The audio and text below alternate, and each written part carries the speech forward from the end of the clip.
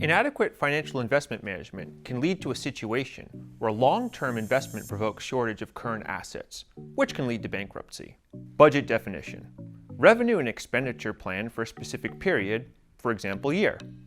The budget shows the directions of action and the resources needed to achieve it, so that the cooperative can provide the income planned for its members, as well as to compare the achievements with the desired results. Three important issues to be addressed in the budget are planning, implementation, and monitoring. Budgetary surveillance is important because you may want or need to spend more than planned. In this case, the need for additional expenditure needs to be assessed, and the budget must be reprogrammed. In any case, it is necessary to understand how to cover additional expenses, for example, from additional members' contributions. For cooperatives founded with the aim of realizing the members' output with as much added value as possible, this position will constitute the largest proportion of the revenue structure. Revenue should cover both the cost of purchasing the product and the costs of operating and developing the cooperative. The biggest challenge is being able to pay members a reasonable price for the products that they deliver. In the startup phase of a cooperative, it is acceptable if the price for the products supplied to the members is slightly lower than on the market. However, in the long term, the members of the cooperative must obtain more than if they were not involved in the cooperative. Staffing costs is an important part of the expenditure. It is imperative to provide adequate funding for the head of the cooperative, who should be neutral and unrelated to the cooperative. When buying material for members, it is possible for the cooperative to buy them cheaper because of a larger volume, so it's possible to offer their members a better price. In addition, taking into account the financial situation of the cooperative, it's also possible to offer members to purchase materials with post-payment. Now here's an important point. The aim of the cooperative is not to make the most of the surplus, but to maximize income for its members. However, it should be remembered that cooperative development will require resources, so it's good to work with a surplus where members decide how much to leave for the cooperative and how much to pay for the members themselves. It's important to remember that even if the planned budget is in surplus at the end of the year, in reality, it may be that there is not enough money to cover current expenditure for a month. Therefore, when drawing up a budget, it's necessary to compile the cash flow by month. Without investment, the development of a cooperative is not possible. Postponing the investment decision postpones the opportunity to increase competitiveness, which, in the long term, means lower income for cooperative members. Investment decisions are therefore not postponed, but should be made with careful consideration. The most important things to remember when making investment decisions are, first of all, assess whether the planned investments pay off. Second of all, determine the amount of investment required.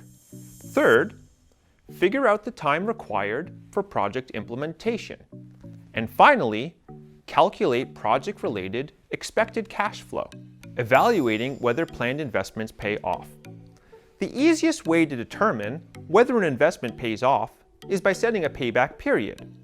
The longer the payback period, the less reason for implementing an investment project. For example, for a machine with a useful life of, say, 7 years, if the payback period is up to 5 years, the investment is economically feasible. If it's 5 to 7 years, you should probably carefully consider whether to make this investment. Cash flow should definitely be planned with caution. If possible, review the amount of investment. And if it's 7 or more years, it's probably not economically feasible to invest. When making a budget and making a decision to invest, the question arises, from where to get the money? For a new cooperative, it'll be easiest to get money from internal sources, such as from member contributions.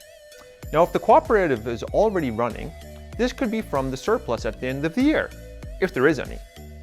In other cooperatives, a certain amount of each agricultural unit sold by the farmer such as say 1 cent of each liter of milk sold to the cooperative, is deducted throughout the investment period. Another approach is the so-called quota method. Under this model, the farmer anticipates how much he will sell to the cooperative.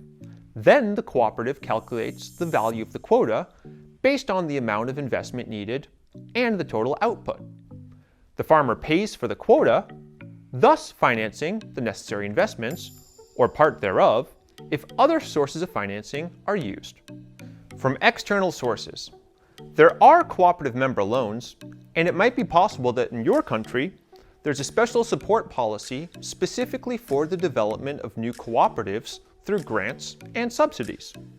Loans from banks for new cooperatives are difficult though, or even impossible, as long as the cooperative does not have a history of business or collateral when it starts its business.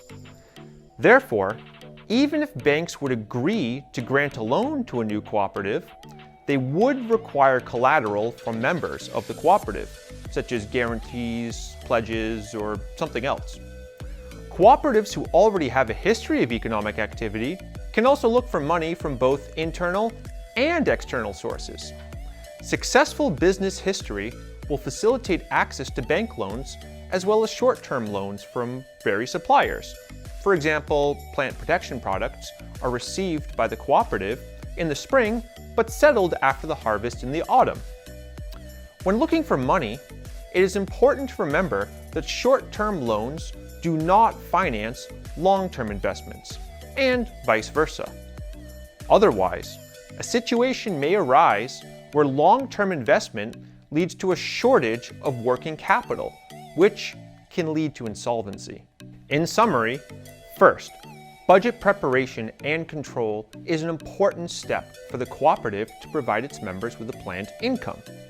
Second, although the annual budget might be in surplus, there is a possibility that in some months it is not enough to cover current expenditure. Therefore, a cash flow should be drawn up together with the budget. Third, by postponing the investment decision, the cooperative reduces its competitiveness in the future. So, investment decisions should not be postponed. Fourth, invest only in projects that are economically justified. Fifth, during the realization of the investment project, additional expenses do arise, which create additional pressure on the cash flow of the cooperative. 6. When looking for money, the cooperative must consider both internal and external sources. 7. When looking for money, it's important to remember that the short-term loans do not finance long-term investments, and vice versa. Now here's a few questions to think about. First, which competences are important for someone who will be responsible for the cooperative's budget planning and control? Is it wise to trust the budget planning to a member of the cooperative? Second, what are alternatives if, for example, after evaluating the investment period for a processing company, you come to the conclusion that the planned investment isn't economically viable? Should you trust processing to an outside source? And third, what, in your opinion, are the most realistic financial investment sources for starting the work of a new cooperative?